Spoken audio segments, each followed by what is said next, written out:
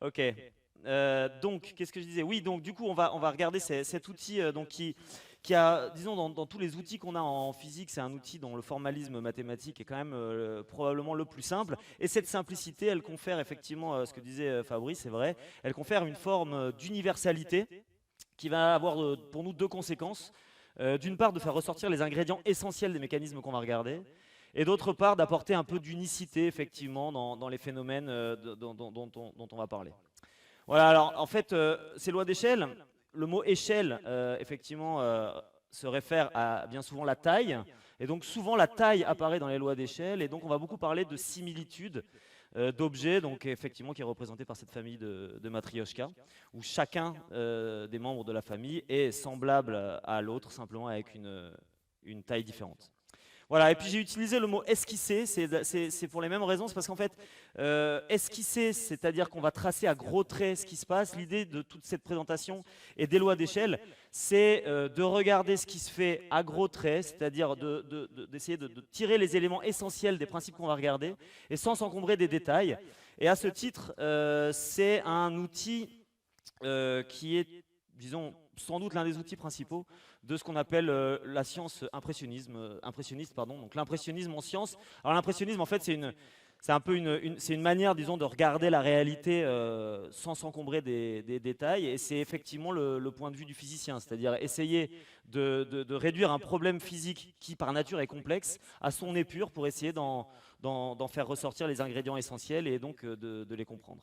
Donc, parmi les grands physiciens qui ont mis cette manière de travailler, disons, sur le devant de la scène, j'aime bien citer Jean Perrin, d'abord parce que, bon, il a eu le prix Nobel, c'est le père du CNRS, mon employeur, et, euh, et donc j'aime beaucoup cette phrase de lui, la science consiste à découvrir des principes simples cachés par la complexité du réel, et ça, c'est effectivement ce qu'on va faire avec ces lois d'échelle. Et un autre physicien très célèbre de notre communauté, qui a eu le prix Nobel en 91, Pierre-Gilles de Gène, et qui est à l'origine de cette analogie entre la science, entre la physique et l'impressionnisme, et qui dit donc qu'il faut prendre du recul et faire une description impressionniste du monde. Voilà, donc tout ce que je vais vous raconter aujourd'hui, ça va peut-être vous paraître un peu décousu, parce que c'est tiré d'un bouquin dans lequel il y a beaucoup plus de choses. Alors de ce livre, je vais tirer trois parties, disons. Une première partie où on va s'intéresser à la proportion chez les êtres vivants, semblable ou non, on verra. Ensuite, une deuxième partie assez distincte où on va essayer d'écrire des lois d'échelle et pour décrire donc deux principes mécaniques. On pourrait en décrire beaucoup d'autres, mais j'en ai pris deux qu'on connaît bien, donc la marche et le vol. Et enfin, après, une partie sur la biologie. Alors avant de commencer, je voudrais insister sur un point. S'il vous plaît, si vous avez des questions, interrompez-moi, levez la main, ce sera un plaisir. Et puis c'est quand même plus intéressant si tout le monde suit et que si vous avez des questions, qu'on les dissipe tout de suite. Voilà, donc on attaque sur les proportions chez les êtres vivants ou non. Alors je commence par une théorie que je trouve assez exceptionnelle. C'est la théorie de la préformation qui était assez connue, utilisée et disons à laquelle les gens pouvaient croire au XVIIe, qui consiste à dire que la croissance d'un être vivant consiste au déploiement d'une forme préconstituée. C'est-à-dire qu'elle considère que tous les hommes et les animaux préexistent en miniature dans les spermatozoïdes du père, qui lui-même préexistait dans les spermatozoïdes de son père, etc., etc., etc., comme une sorte de famille infinie de matryoshka. Et ici, donc, vous avez d'ailleurs dans un bouquin de Nicolas Hartzucker, qui est un physicien néerlandais, vous avez ici une représentation de ce qu'il donc croyait être vrai, où on voit un homme 400 000 fois plus petit que nous, dans la tête d'un spermatozoïde, mais qui, malgré cette différence énorme de taille, conserve à peu près les mêmes proportions, puisqu'on voit ici des jambes, des bras, une tête un peu déformée. Voilà. Et donc, une des questions. Alors, ce qu'il dit, c'est donc on peut pousser bien plus loin cette nouvelle pensée de la génération et dire que chacun de ces animaux mâles renferme en lui-même donc une infinité d'autres. Donc parmi les nombreuses invraisemblances de cette théorie, celle à laquelle on va essayer de s'atteler, c'est de se poser la question de si effectivement on peut avoir la même forme, quelle que soit la taille. Et autrement dit, et donc pour ça on va citer un mécanicien, enfin un biologiste en fait et mathématicien écossais qui a publié un livre super sur ces problèmes-là, qui s'appelle On Growth and Form et qui a été publié en 1917, Forme et croissance en français. Il y a beaucoup de physiciens qui ont travaillé sur ces problèmes de relation entre forme et croissance. L'un des plus célèbres, c'était Galilée, mais lui, c'est sans doute celui qui a fait le travail le plus fourni en fait à l'époque. Et donc la question, c'est de savoir s'il y a des mécanismes physiques qui préexistent, des mécanismes mécaniques qui préexistent à la genèse des formes du vivant, ou si il n'y a aucune corrélation entre forme et taille. Pardon ?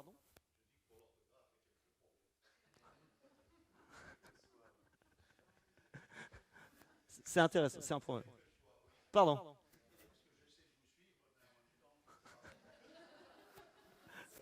Je le noterai. Merci. Donc, d'abord, on commence par des définitions. Donc, on va appeler, pendant toute cette présentation, deux objets semblables, des objets dont les proportions sont conservées. C'est-à-dire, en gros, qui ont toujours la même forme, comme c'est le cas pour cette famille de Matryoshka. Donc, si on appelle ici, par exemple, Y la dimension de la tête et L la dimension totale, et ben si Y vaut, je sais pas moi, 4 fois L, Y va toujours valoir 4 fois L, quelle que soit la taille. Donc ça, on va appeler ça donc une famille d'objets semblables. Et donc, dans ces familles d'objets semblables, on va voir apparaître, disons, différentes familles. Et donc, un des exemples les plus connus, c'est donc celui qui a été en fait écrit par Vitruve au 1er siècle avant Jésus-Christ, mais ensuite, disons, sans doute le plus connu par le dessin de Léonard de Vinci, donc en 492. Donc, étude des proportions du corps humain selon Vitruve. Et donc, l'idée, c'est donc d'accompagner le texte de Vitruve qui disait que la longueur des bras étendus d'un homme est égale à sa hauteur, que depuis le bas du menton jusqu'au sommet de la tête, il y a 1/8 de la hauteur d'un homme. Et donc, en fait, l'idée, c'est d'inclure un homme dans une forme géométrique. Et en fait, en disant ça, on dit que effectivement tous les hommes sont semblables en moyenne. Effectivement, c'est pas vrai. C'est-à-dire qu'il faut bien considérer le mot moyenne, c'est-à-dire qu'on va avoir différentes formes dans les corps humains. En fait, en moyenne, si quelqu'un est petit, il va globalement avoir une envergure un peu plus petite, sans doute une tête un peu plus petite, etc.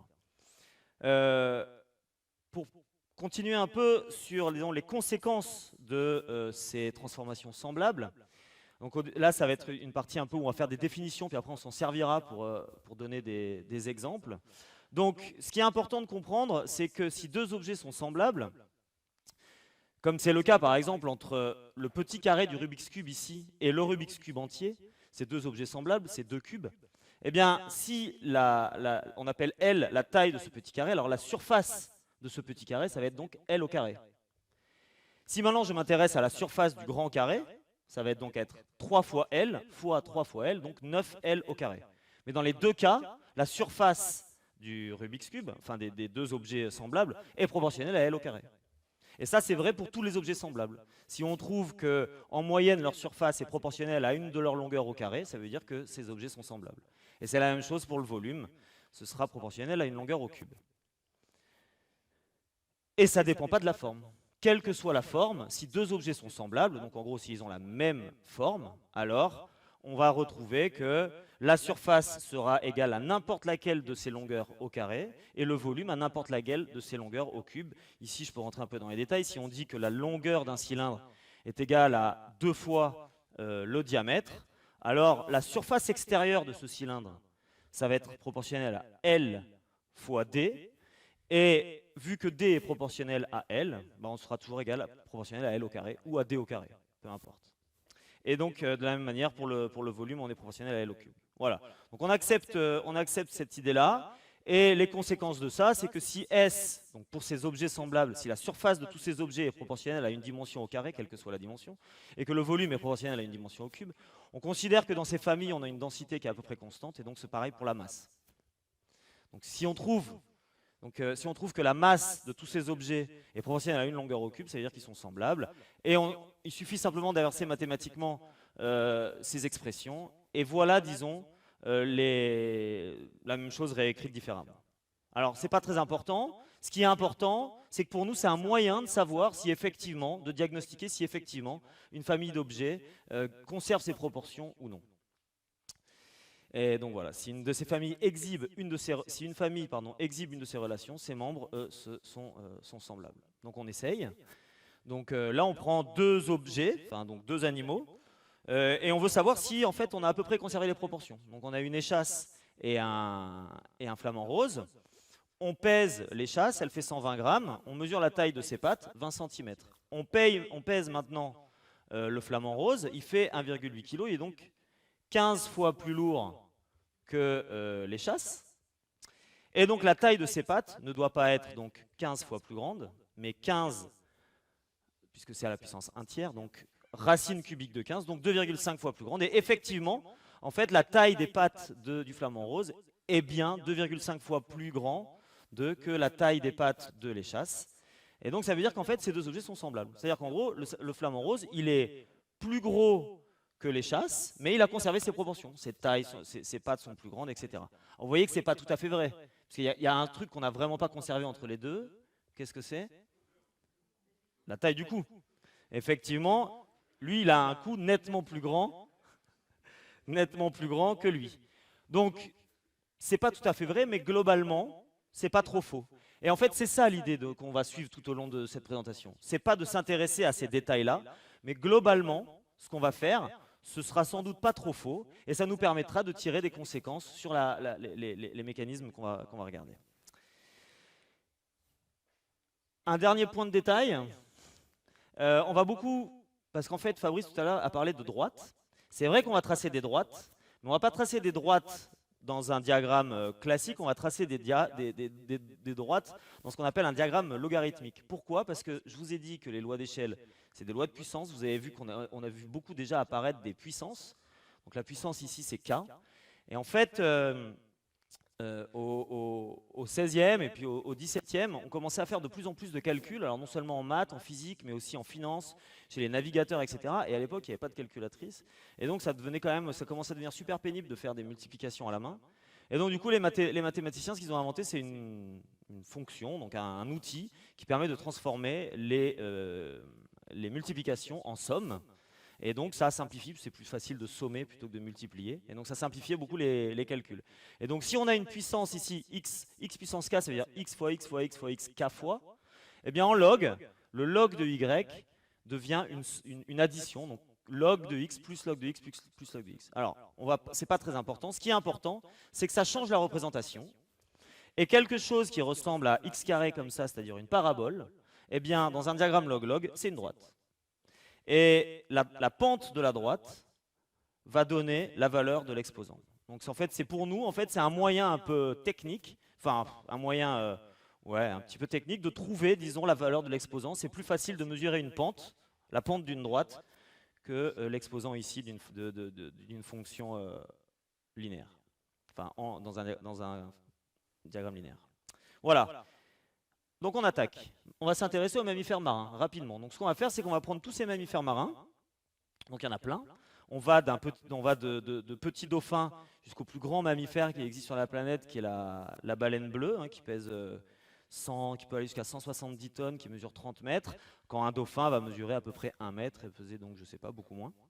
Et donc ce qu'on fait, c'est qu'on trace la longueur totale de plein de ces mammifères marins. Donc on va du dauphin de la rivière du Rio de la Plata à Buenos Aires jusqu'à la baleine bleue.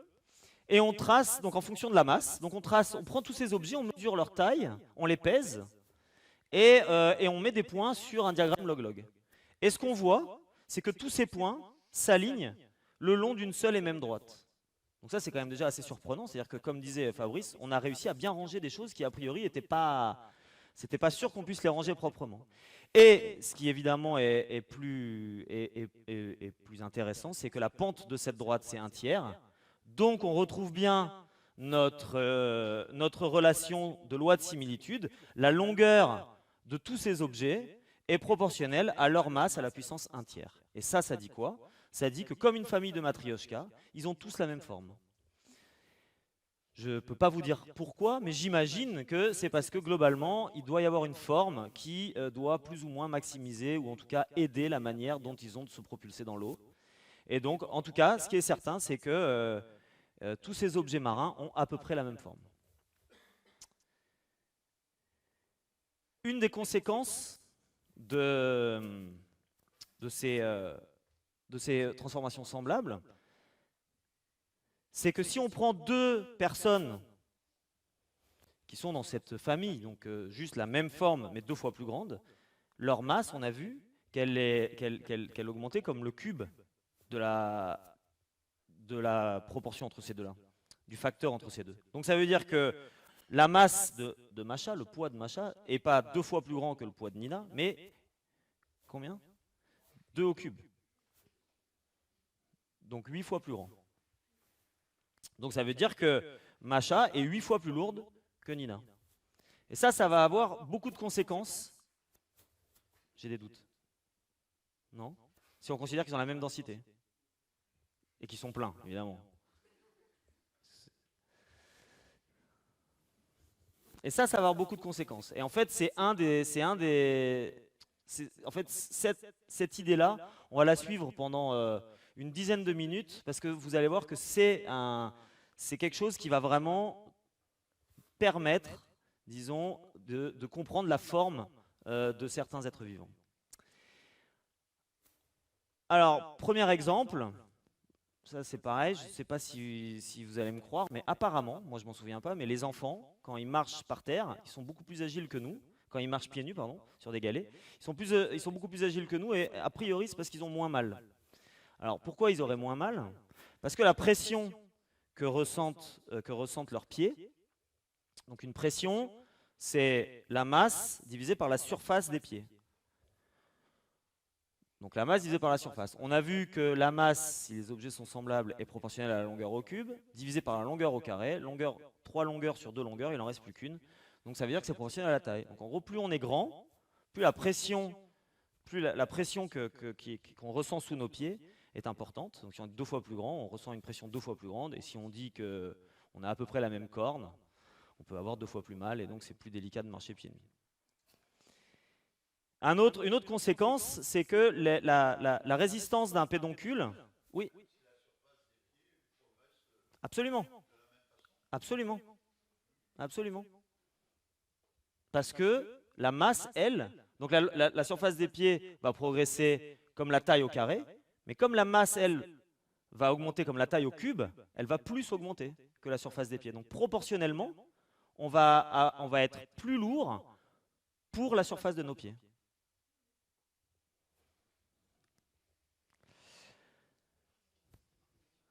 Et d'ailleurs, on va être plus lourd pour beaucoup de choses. Vous allez voir. Par exemple, non, mais il n'y a rien de... On se calme. Dès qu'on parle de taille, les gens, ils se... Une autre conséquence importante, en fait, en général, un fruit est tenu à la plante qui le fait pousser par un pédoncule. Et ce pédoncule, c'est une sorte de cylindre. Et en général, on dit que, enfin, c'est pas trop faux de dire que la résistance de ce cylindre est proportionnelle à sa surface, à sa section. Plus on a une poutre qui est grosse, et moins elle va être facile à casser, quoi. Eh bien, c'est pareil, c'est-à-dire que quand les objets prennent de la taille, leur masse va augmenter comme la longueur au cube, mais la résistance de leur pédoncule, elle, va augmenter que comme la longueur au carré. Donc proportionnellement, si tout ça augmente proportionnellement, plus on est gros, plus le pédoncule va casser facilement. Et donc c'est pour ça que les gros fruits vont avoir tendance à pousser au sol. Parce que les pédoncules peuvent plus tenir. Ça, c'est un de mes exemples préférés. Donc on va s'intéresser à l'haltérophilie. Alors comme pour les pédoncules, on va faire l'hypothèse que la force que peut développer un haltérophile, enfin qu'on peut tous développer, mais certains sont plus à même de développer de la force que d'autres. Donc la force qu'il y a dans un muscle, en fait, va être proportionnelle à la quantité de fibres musculaires que va contenir ce muscle, et donc à la surface du muscle. Donc on va considérer que la force que peut développer un haltérophile va être proportionnelle à la surface de ses muscles, donc à sa taille au carré. Et en même temps, on va considérer que tous les haltérophiles sont semblables les uns aux autres. C'est-à-dire qu'un petit haltérophile va avoir des muscles d'autant plus petits qu'il est petit et un grand d'autant plus grand qu'il est grand. C'est deux hypothèses, et là, l'idée, c'est de les tester. Donc de voir si effectivement les haltérophiles sont semblables entre eux et si effectivement leur force est proportionnelle à leur surface. Et ce qui est pratique avec les haltérophiles, c'est qu'on peut mesurer et on peut facilement avoir accès à la force qu'ils peuvent développer, puisqu'en gros, tous les champions du monde d'haltérophiles, ils sont dans Wikipédia et on peut connaître la masse des haltères qu'ils ont soulevés lors de leur record du monde. Donc on va dans Wikipédia, on trace la masse qu'ils ont soulevée en fonction de leur masse à eux. On met tout ça dans un diagramme log-log, et donc, une fois de plus, ça s'aligne bien proprement le long d'une même droite dont la pente est 2/3. C'est-à-dire qu'effectivement, la masse des haltères, c'est-à-dire que la force qu'ils peuvent soulever, est bien proportionnelle à leur masse à eux, puissance 2/3. Donc ça a plusieurs conséquences. D'abord, ça veut dire que, à gros traits, ce qu'on a dit est peut-être pas trop faux. Nos hypothèses sont raisonnables. Et puis, du coup, on peut être un peu prédictif, finalement. C'est-à-dire que plus il est grand, plus il va pouvoir soulever lourd. Alors moi, je ne suis pas haltérophile.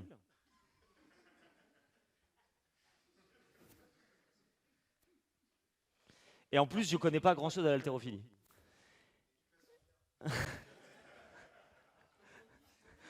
Moi, je suis là. Et honnêtement, je ne soulève pas ça. Mais la question que je pose, c'est pourquoi les haltérophiles, c'est une vraie question, je me demande pourquoi les haltérophiles, pourquoi l'haltérophilie, ils concourent tous par catégorie, puisque finalement, vu qu'on voit qu'ils s'alignent tous le long d'une même droite, il suffit de tous les faire concourir ensemble et de regarder celui qui s'élève le plus au-dessus de la loi d'échelle. Alors moi, du coup, c'est ce que j'ai fait, et donc ce que j'ai proposé, c'était que lui, il était beaucoup plus fort que tous les autres. Naïm Suleymanoglu, qui est un champion turc d'haltérophilie. Et je sais pas, j'ai soumis ça, bon c'est dans le bouquin, j'ai jamais trop eu de retour. En revanche, il y a sans doute un fan de Naïm Suleymanoglu qui a vu ça, et du coup il a changé la page Wikipédia de Naïm Suleymanoglu, et il considère maintenant que c'est le plus fort de toute l'histoire de l'haltérophilie. J'étais moi-même surpris, en fait. En préparant la présentation, je ne me souvenais plus qui était ce garçon. Et donc, je suis retourné sur sa page Wikipédia et je suis tombé là-dessus.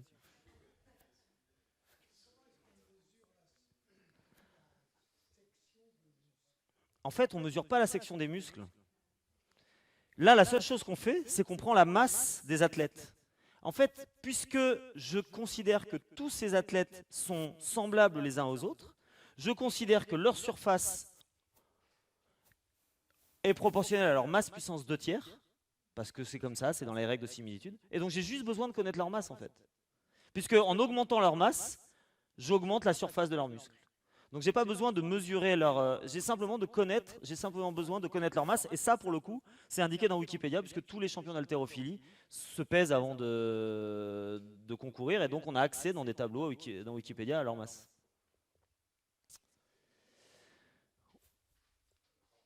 Pardon? Oui, il y a encore une faute? Ouais. Est-ce que j'ai dit ça? J'ai pas dit que j'ai pas dit que tous les haltérophiles étaient semblables. J'ai dit qu'en considérant que tous les haltérophiles étaient à peu près semblables, j'arrivais à peu près, et en considérant aussi cette autre hypothèse que la force donc, était proportionnelle à la section des muscles. Ça, c'est deux choses qui sont... Je ne sais pas si c'est vrai. Ouais. Si en moyenne. Ah non, mais ils sont entraînés. Non, ils sont entraînés. Si je prenais... Ah non, si... Non, j'ai dit ils sont entraînés.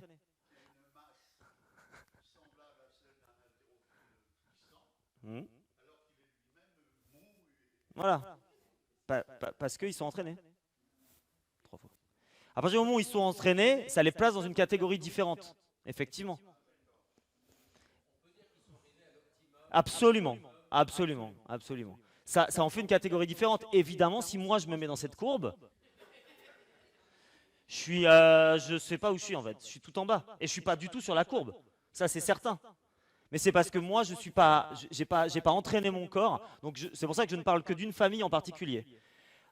Alors cela dit, dans le dessin, il faut, ouais, si je prenais des gens complètement au hasard, pas entraînés, sans doute que j'arriverais à trouver. Alors ce serait sans doute plus bruité parce qu'on ne sait pas tous comment on s'entraîne. Je veux dire, moi je m'entraîne sans doute moins qu'un autre, je fais un peu moins de sport, etc. Donc ce serait sans doute plus bruité, mais on devrait arriver à trouver une droite plus basse avec une pente à peu près.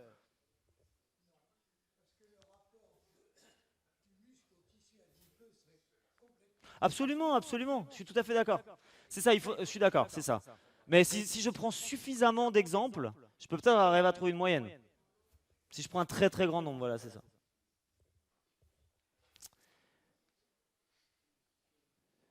Alors en fait, donc on peut continuer à essayer de trouver des conséquences de ces histoires-là. Donc si finalement, maintenant j'y crois à ce que je viens de vous dire, donc je pense qu'effectivement la force est proportionnelle à la taille au carré, que la masse est proportionnelle à la taille au cube. Alors ça veut dire quoi? Ça veut dire que la force par unité de masse, donc si je fais F sur M, il va rester 1 sur L, puisque j'ai L2 sur L3, il me reste que un L en bas. Donc ça veut dire quoi? Ça veut dire que la force par unité de masse est d'autant plus grande, puisque ce rapport augmente, quand L diminue. Plus, exactement, plus L est petit, plus le rapport de la force sur la masse va être grand. Et ça, c'est quelque chose qu'on a complètement dans notre intuition. C'est-à-dire qu'on sait qu'une fourmi peut soulever jusqu'à plusieurs centaines de fois son poids, quand nous, on peut péniblement soulever la moitié de notre poids.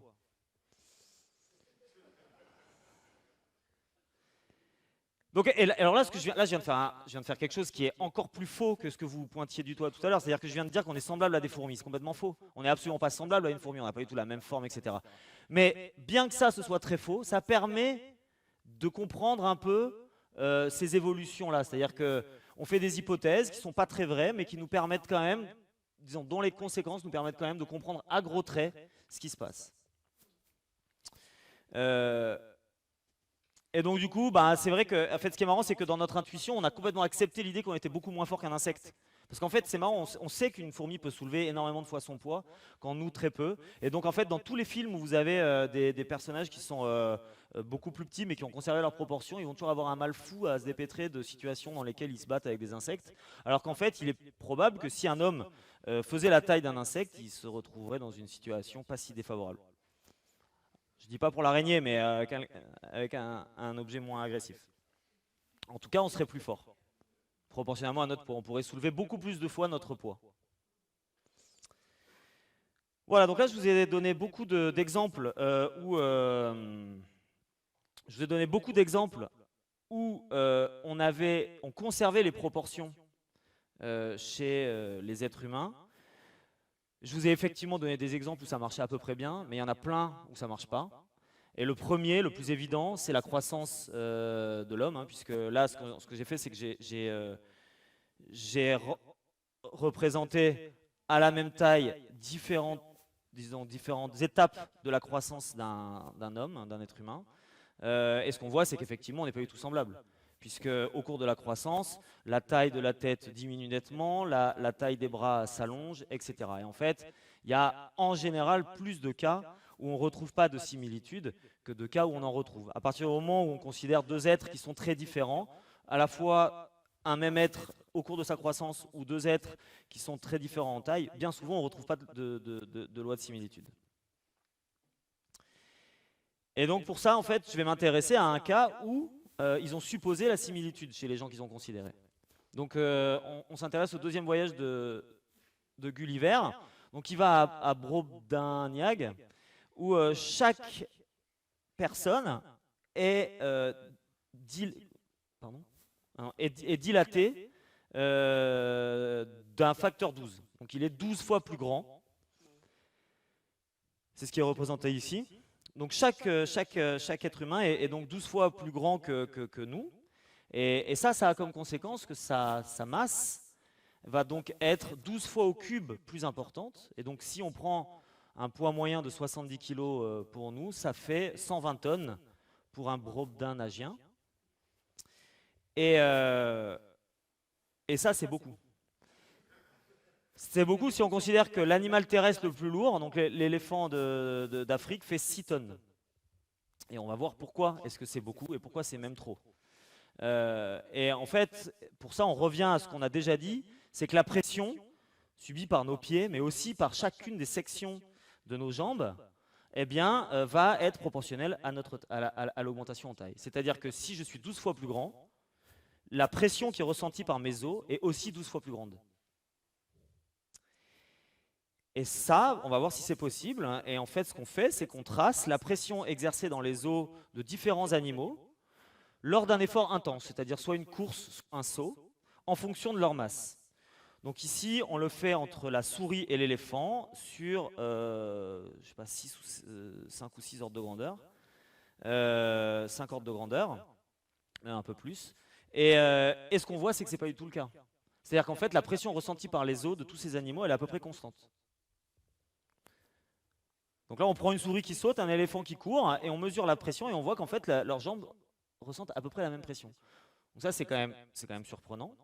Mais pas tant que ça, parce qu'en fait, les souris et les éléphants sont à peu près faits de la même matière que sont les os, et les os, ils ont un seuil de rupture qui est à peu près toujours le même, autour de 200 mégapascales. Alors déjà, c'est intéressant de noter qu'en fait, on n'est quand même pas très loin dans nos efforts intenses de la rupture des os, ce qui n'est pas le cas, par exemple, en ingénierie, on prend des facteurs beaucoup plus grands. Effectivement, nous, ça nous arrive quand même assez régulièrement de nous casser un membre. On n'est pas très éloigné du seuil de rupture. Alors un truc intéressant, c'est que...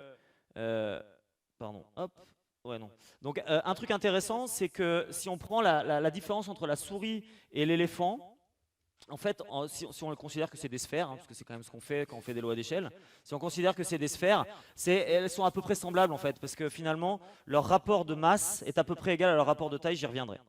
Mais donc en tout cas, ce qui est intéressant, c'est que si je prends un tamia et que je le fais grandir d'un facteur, quel qu'il soit, donc je le fais tranquillement, je le dilate peu à peu, et que je regarde la pression, mais c'est-à-dire que je le considère qu'il est semblable à lui-même, et que je regarde et je mesure la pression dans ses os, et bien en fait ce que je vais voir apparaître, c'est une pression qui va augmenter ici, proportionnelle à sa taille. Et donc assez rapidement, eh bien, ses os vont se casser instantanément, même s'il est immobile. Et pour ça, il faut prendre à peu près un facteur 100 en masse, c'est-à-dire un facteur 5 en taille. C'est-à-dire que si je prends n'importe quel être qui est là-dessus, humain qui est constitué par des os, et que je lui fais prendre un facteur 5, simplement en étant debout, ses os vont se rompre en fait. Il ne va pas tenir l'augmentation de la taille. Voilà, et donc ça, ça remet en question, tout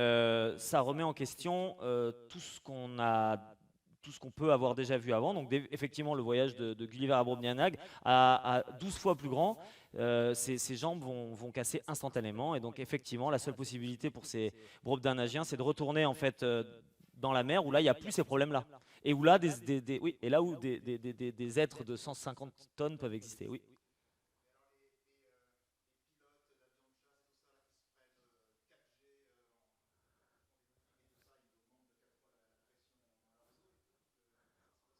Je sais pas si, bah là, c'est-à-dire comment, je sais pas si, je sais pas comment gère je sais pas. Bah ils ont pas des combinaisons justement.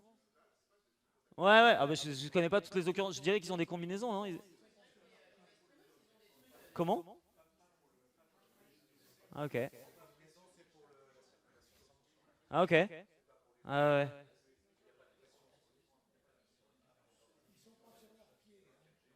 C'est ça. Ils sont assis.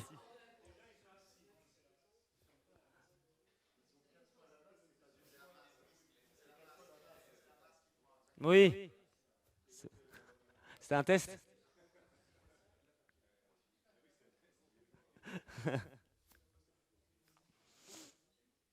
Bon, il y a plein d'autres cas en fait hein, qu'on connaît notamment dans la littérature, dans le cinéma, où on voit apparaître des créatures anthropomorphes ou zoomorphes qui prennent des facteurs 8, comme c'est le cas pour King Kong, où là effectivement, enfin lui il prend un facteur 4-5, et donc effectivement il pourrait pas marcher. Et pareil pour ce film. Où là, Nancy Archer prend un facteur 9, elle pourrait pas exister. Alors vous pourrez me dire, oui, mais ça, c'est des choses qui ont existé il y a longtemps, maintenant on a accepté que c'était pas vrai, en fait, qu'il continue à exister beaucoup d'occurrences. Alors je vous laisse avec ça, c'est un clip qui est sorti il y a quelques années. Et donc ça, c'est une chanteuse qui est très connue, qui s'appelle Lana Del Rey, et qui est... Donc là, en fait, elle s'effondrerait, ses os se briseraient. Pardon? En fait, l'idée, c'est que...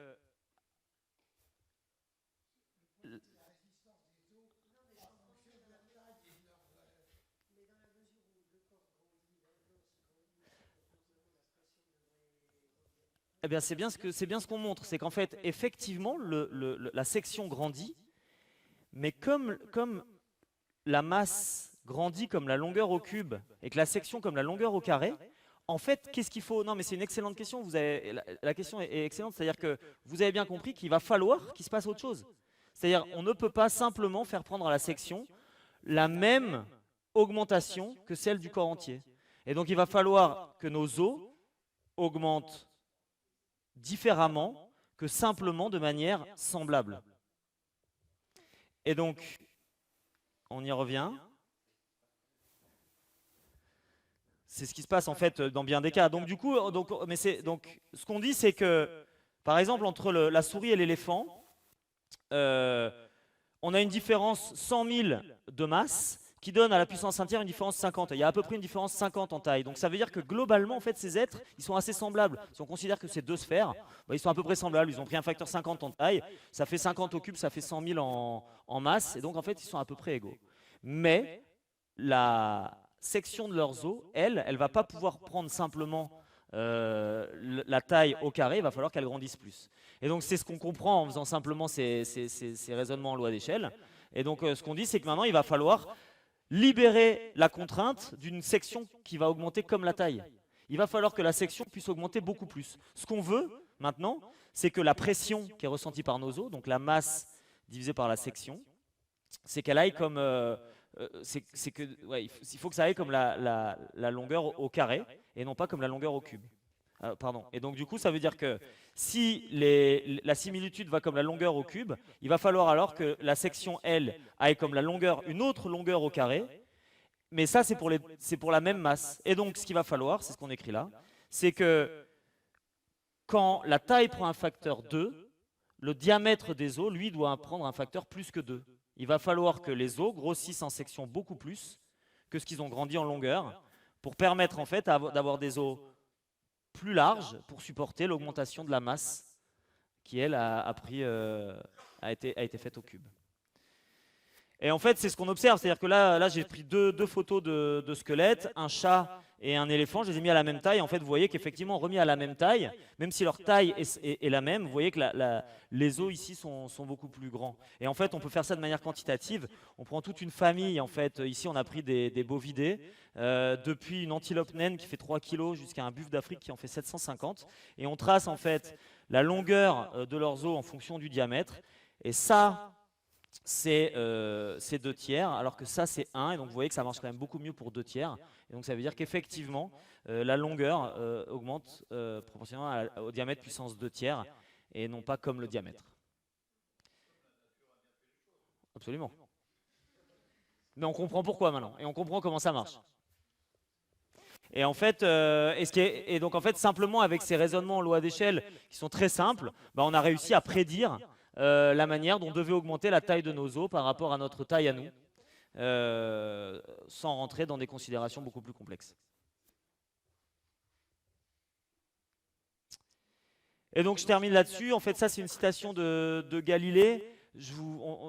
Donc Galilée disait il y a quand même plus de 300 ans, même maintenant 400, Donc c'était le premier à avoir établi ces principes de similitude. C'est lui qui en fait a dessiné ça. Il avait bien compris que quand on augmentait en longueur, il fallait nettement augmenter en section. Ça c'est un dessin qui est assez connu de lui. Donc il affirmait que si nous nous avisions de construire des navires, des palais ou des temples d'une taille démesurée, alors les vergues, les poutres et les chevilles cesseraient d'assurer leur rôle. La nature, elle non plus, ne peut faire pousser un arbre ou concevoir un animal qui dépasse une certaine taille, tout en conservant les proportions et les matériaux. Et donc ça, c'est quelque chose sur lequel nous, on peut jouer, c'est-à-dire qu'on ne peut pas changer les matériaux de nos os. En revanche, on peut changer les matériaux de ce qu'on construit. Et donc ça, c'est ce qui a amené, en fait, au cours notamment du siècle dernier, enfin, mais même avant, à construire des objets qui, eux, pouvaient nettement augmenter de taille, sans nécessairement imposer une section qui augmente d'autant plus, même encore plus que leur taille. Simplement, on change les matériaux et on évite qu'ils rompent sous leur propre poids. Voilà. C'était un peu long. Donc je vais passer à la suite. Donc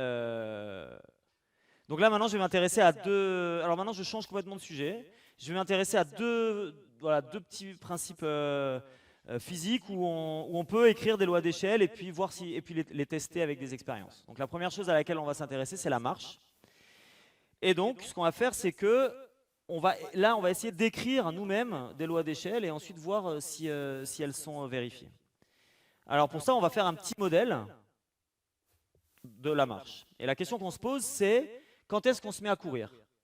On sait que quand on marche, plus on marche vite, au bout d'un moment, on va se mettre à courir. Ou alors, il faut adopter une démarche un peu ridicule. Mais si on conserve la démarche naturelle, à un moment, en fait, on va se mettre à courir. Donc pourquoi? Pour ça, donc, on fait un petit modèle mécanique. Donc on considère qu'en fait, un marcheur, c'est un...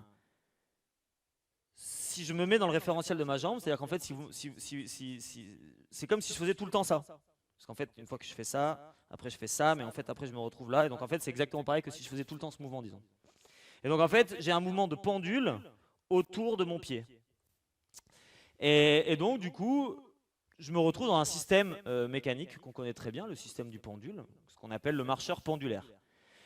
Ce qu'on sait, c'est quand on fait subir à un objet un arc de cercle, il va ressentir une force qu'on connaît tous, la force centrifuge, qui va être dirigée vers l'extérieur du centre de rotation, opposé au centre de rotation. Et ce qu'on sait, alors ça on ne rentre pas dans les détails, mais on sait que cette force, elle va être égale à la masse du pendule, fois sa vitesse ici, la vitesse dans cette direction au carré, divisé par la longueur des jambes. Et donc ça, c'est une force qui nous fait décoller, qui nous fait voler. Évidemment, si je marche, je ne me mets pas instantanément à voler, parce qu'il y a la gravité qui me rappelle au sol, et cette gravité, elle a comme expression m fois g. Mais ça veut dire quoi? Ça veut dire que si mu carré sur L est plus grand que mg, je devrais voler. Donc ça, je fais ce qu'on appelle un nombre sans dimension, puisque c'est une force divisée par une force, donc ça n'a plus de dimension. C'est un nombre qui a un nom parce qu'il est très très célèbre en mécanique. Il s'appelle le nombre de Froude et qui donc est égal à U carré sur GL. J'ai simplement fait le ratio entre cette force et cette force. Et donc ce que je dis, c'est que si c'est pas trop faux ce que j'ai dit, alors si on est au-dessus de 1, bah on devrait se mettre à voler. Oui. Ah non. Pardon. Eh bien on devrait se mettre à voler. Et donc en fait, oui. Exactement. Alors maintenant ça c'est un modèle.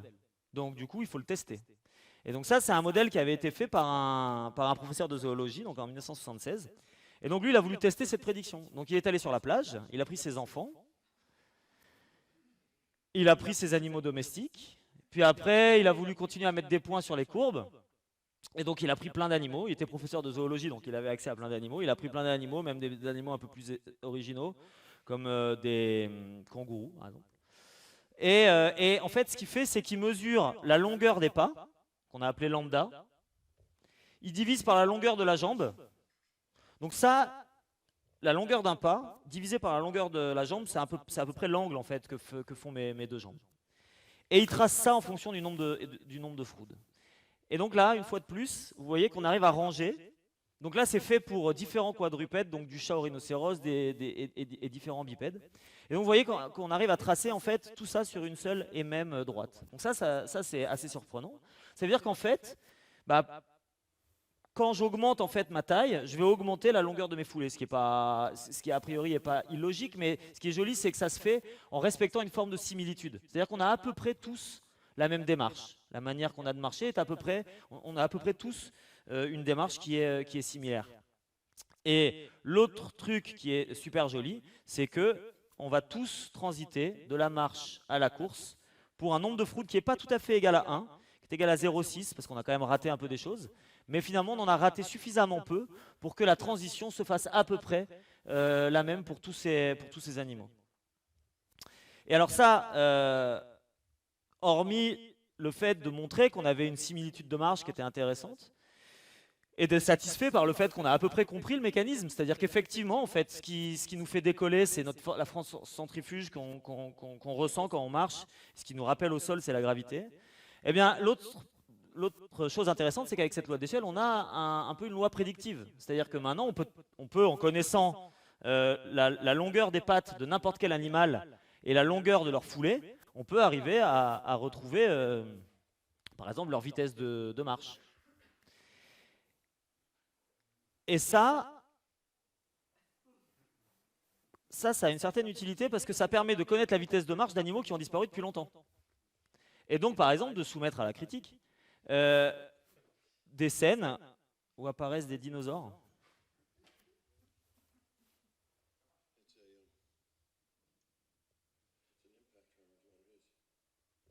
Donc ça, c'est dans un film célèbre des années 90 qui s'appelle Jurassic Park.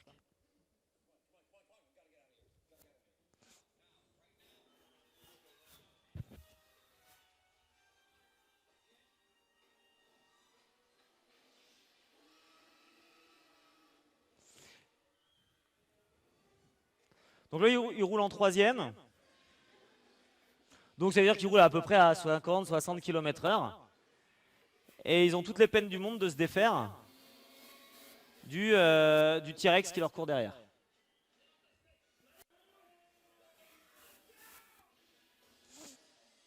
Voilà, bon, ils sont aidés par un arbre. Et donc la question, c'est effectivement, est-ce que c'est vrai? Est-ce que c'est possible ça? Et donc pour ça, en fait, ce qu'il a fait, le même chercheur, alors c'était pas avec les mêmes motivations, mais ce qu'il a fait, c'est qu'il a voulu savoir à quelle vitesse courait un dinosaure. Donc du coup, alors ce qui est intéressant, c'est que pour les dinosaures, c'est facile de retrouver en fait des traces de pas. Et comme il y a des squelettes, on connaît la taille de leurs jambes.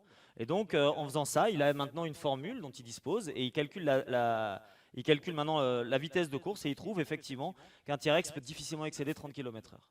Alors c'est une manière, une fois de plus, très rugueuse de faire les choses, c'est-à-dire que il y a beaucoup d'hypothèses, c'est sans doute pas très vrai. En fait, la vitesse de course d'un T-Rex a été ensuite raffinée par la suite, et en fait, on n'est pas tombé très loin.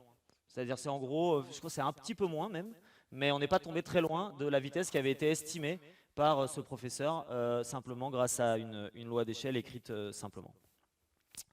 Voilà, un autre exemple, le vol. Alors, c'est pareil, hein, pour voler, vous savez qu'il y a plein d'animaux qui volent, il y a plein de machines, il y a des objets très différents, disons, qui volent. On va du moucheron qui fait 2 mm et qui est inférieur au milligramme jusqu'au ptéranodon qui avait une envergure de 10 mètres. Il y a des petits ULM, des énormes avions. Et il y a même des objets avec des contraintes différentes qui arrivent à voler. Et puis il y a les oiseaux, ils battent des ailes, il y a différentes stratégies pour voler. Donc la question ici, c'est de savoir si on peut arriver à trouver une petite loi qui nous permet de comprendre les mécanismes primordiaux, les plus importants du vol. Donc pour ça, c'est pareil, on va faire un petit modèle. Et donc, alors la question qu'on se pose, c'est parce que pour voler, il faut s'opposer au poids. Et donc qu'est-ce qui s'oppose au poids d'un objet qui vole ? C'est une force qui est dirigée vers le haut et en gros qui apparaît quand on a des ailes, parce que c'est vrai que c'est le point commun de tous les trucs qui volent, c'est qu'ils ont des ailes, enfin souvent. Et en fait, on peut ressentir cette force-là. Si on met la main comme ça en dehors d'une voiture, on ressent une force vers le haut. Donc c'est ce qu'on appelle une force de portance, qui est dirigée vers le haut et qui est essentiellement due au fait qu'on dévie en fait la trajectoire de l'air. Et on ne rentre pas dans les détails, mais on connaît la forme, l'expression de cette force. C'est la vitesse au carré fois la surface de l'aile. Donc en fait, ce qu'on dit, c'est que pour qu'un avion vole, il faut que cette force de portance, U carré fois S, soit proportionnelle à la masse. Plus on est lourd, plus il faut que cette force soit grande pour contrecarrer le poids. Et donc en fait ça c'est ce qu'on appelle la charge à l'air, c'est-à-dire en gros c'est la masse par unité de surface qui est portée par une aile. Et ce qu'on voit c'est que plus la charge à l'air est grande, plus la masse par unité de surface est grande, plus il faut aller vite.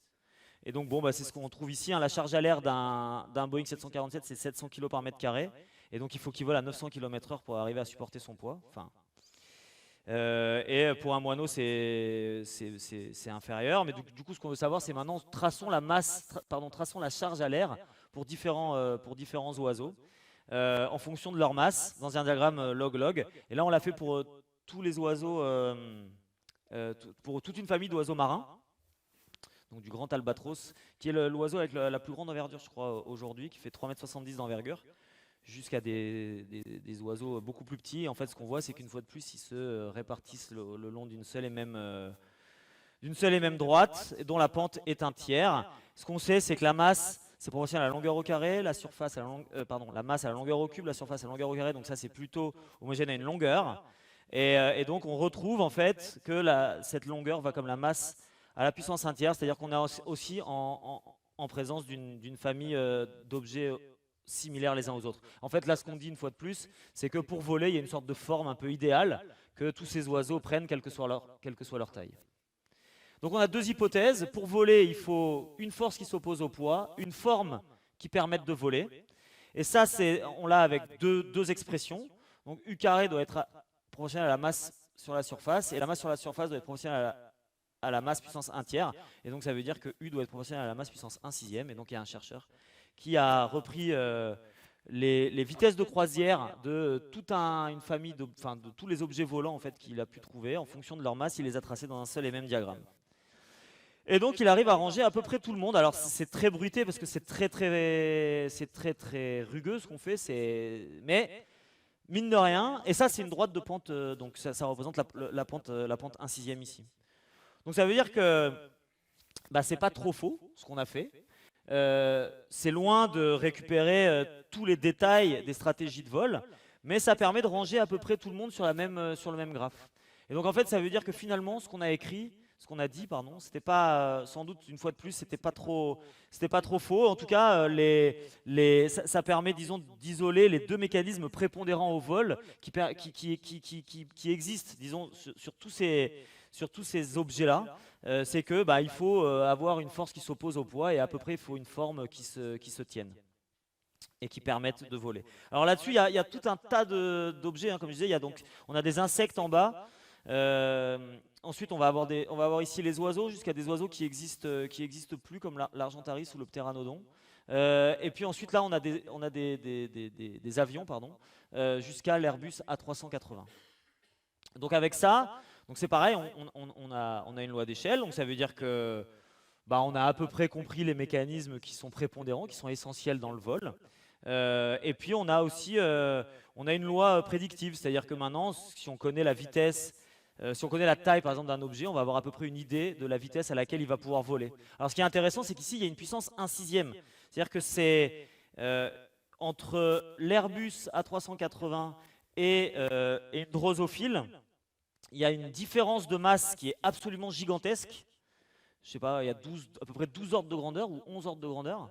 Alors qu'en fait, la différence en vitesse de vol, c'est que 100. C'est-à-dire que c'est quand même très très cher. Ça coûte très cher en masse que de vouloir aller plus vite en vol.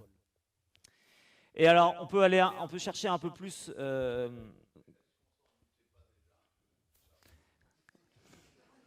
Qu'il fallait être plus gros pour voler plus vite ?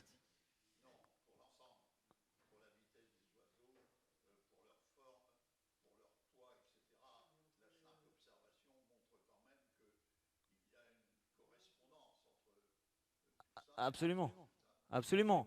Mais si je vous avais demandé les mécanismes prépondérants pour voler, je ne sais pas si a priori vous auriez été. Et puis par ailleurs, on a une loi prédictive, c'est-à-dire que est-ce que vous auriez dit que la vitesse devait aller comme la masse puissance 1 sixième? Ça donne des lois prédictives qui sont quand même pas inintéressantes. En physique, l'idée c'est quand même d'essayer de prédire les choses pour les comprendre, et les comprendre pour les prédire.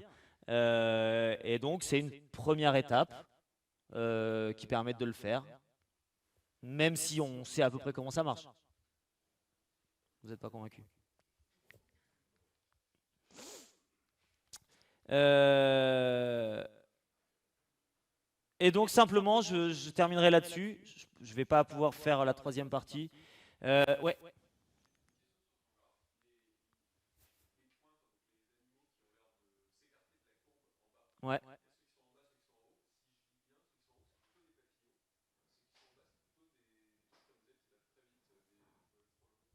ouais, ouais.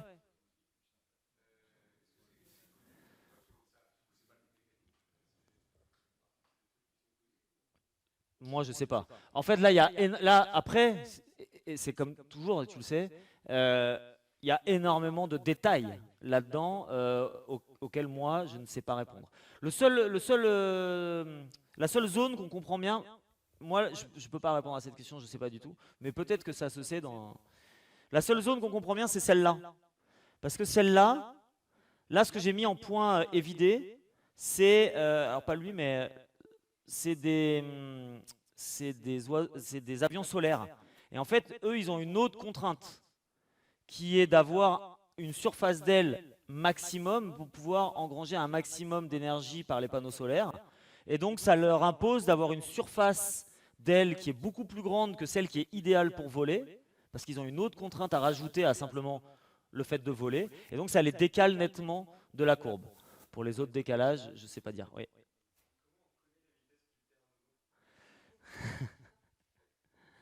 Ah, je sais pas. Et il y en a un autre il y en a un autre qui a qui existe plus. Et je sais pas non plus comment ils connaissent la vitesse. Voilà, bon, je vais m'arrêter là parce que ça fait quasiment 1 heure et pour la dernière partie, c'est pas très grave, on pourra en parler si ça vous intéresse, mais je ne vais pas vous ennuyer plus longtemps. Merci beaucoup.